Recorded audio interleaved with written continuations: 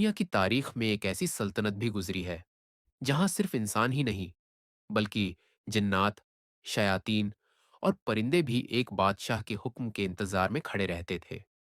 वो बादशाह थे हजरत सुलेमान। कहते हैं उनका तख्त हवाओं में उड़ता था। जब वो अपने दरबार की तरफ बढ़ते तो हजारों परिंदे आसमान में साया कर देते ताकि धूप की गर्मी उन तक ना पहुंचे।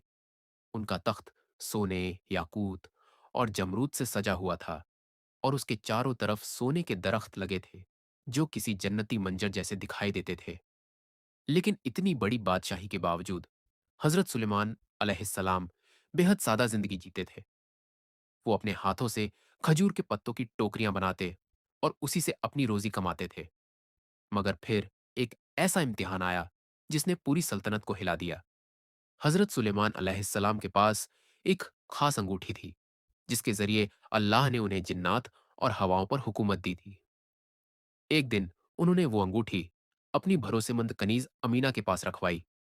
लेकिन उसी वक्त एक शैतान इंसानी रूप लेकर आया और हजरत सुलेमान जैसा चेहरा बनाकर अंगूठी हासिल कर ली।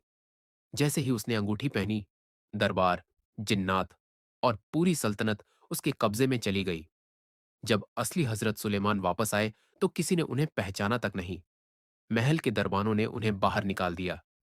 वो बादशाह जो हवाओं पर सफर करते थे अब नंगे पांव रेगिस्तान में भटक रहे थे।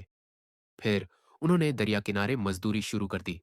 मछुआरों के साथ काम करते और बदले में सिर्फ 2 मछलियां पाते। इसी हालत में 40 दिन गुजर गए। उधर नकली बादशाह की सच्चाई धीरे धीरे लोगों के सामने आने लगी। उसके फैसले जुल्म से भरे थे और लोग समझ गए कि तख्त पर बैठा शख्स असली सुलेमान नहीं। डर कर उस शैतान ने अंगूठी समंदर में फेंक दी। लेकिन अल्लाह जब चाहे खोई हुई चीज भी वापस लौटा देता है। एक दिन हजरत सुलेमान अलैहिस्सलाम को मजदूरी में मिली एक मछली के पेट से वही अंगूठी निकल आई। जैसे ही उन्होंने उसे पहना, हवाएं बदल गईं, परिंदे आसमान से उतर आए और जिन्नात समझ गए कि असली बादशाह लौट आया है। उन्होंने वापस अपना तख्त संभाला और उस शैतान को हमेशा के लिए कैद कर दिया। लेकिन कहानी यहीं खत्म नहीं होती। एक दिन हजरत सुलेमान अलैहिस्सलाम अपने शानदार घोड़ों का मुआयना कर रहे थे।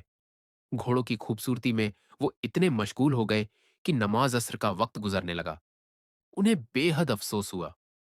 उन्होंने अल्लाह से दुआ की और अल्लाह के हुक्म से डूबता हुआ सूरज दोबारा लौट आया ताकि वो अपनी नमाज अदा कर सके। इसके बाद एक और बड़ा इम्तिहान आया। उन्होंने एक रात कहा, आज मैं अपनी तमाम बीवियों के पास जाऊंगा ताकि हर एक से ऐसा बेटा पैदा हो जो अल्लाह की राह में जिहाद करे। लेकिन वो इंशाअल्लाह कहना भूल गए। नतीजा यह हुआ कि सिर्फ एक बच्चा पैदा हुआ और वो भी अधूरा। हजरत सुलेमान उस बच्चे से बहुत मोहब्बत करते थे। लेकिन एक दिन उन्होंने मलिकुल मौत को उस बच्चे की तरफ अजीब नजरों से देखते पाया। वो डर गए और अपने बेटे को मौत से बचाने के लिए बादलों में छुपा दिया। मगर तकदीर को कौन रोक सकता है। जहां उन्होंने बच्चे को छुपाया वहीं उसकी मौत लिखी जा चुकी थी। तब हजरत सुलेमान अलैहिस्सलाम को एहसास हुआ कि इंसान चाहे कितनी भी ताकत रखता हो, असल फैसला सिर्फ अल्लाह का होता है।